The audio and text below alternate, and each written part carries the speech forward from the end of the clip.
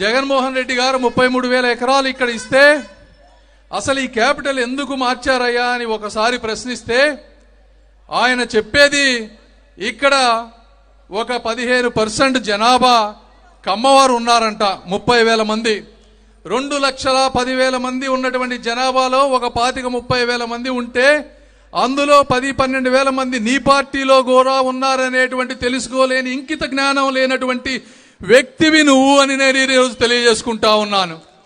ప్రతి గ్రామాల్లో కులాలకు అతీతంగా వర్గాలు అనాదిగా వస్తున్నాయి. దానికి మీరు ఒక కులం పేరు చెప్పి అవినీతి సొమ్ముతో సోషల్ మీడియాని వాడి ఒక వర్గానికి వ్యతిరేకంగా దుష్ప్రచారం చేసి మీరు సాధించింది ఏందయ్యా అంటే మిగిలిన 1,80,000 మంది ప్రజల పొట్టగొట్టారు అని నేను తెలియజేసుకుంటా ఉన్నాను. ఇది వాస్తవం కాదా అని అడుగుతా ఉన్నాను. మరి ఈరోజు ఈ ప్రాంతంలో భవన నిర్మాణ కార్మికులు ఈ రాష్ట్రంలో 50 లక్షల మంది ఉన్నారు. ఈ ప్రాంతంలో ఎన్నో లక్షల మంది ఉన్నారు.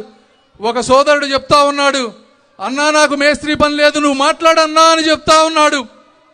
అంటే ఆ వ్యక్తుల్లో ఉన్నటువంటి బాధ, ఆవేదన, ఆ కుటుంబాలు అప్పుల పాలై చితికిపోతా ఉంటే నువ్వు కులాల కురుక్షేత్రం పెట్టి రూములో ఉండి బయటకు రాకుండా ప్రజల సమస్యలు తెలుసుకోకుండా ఉంటే మేము పోరాడమా అని చెప్తా ఉన్నాను.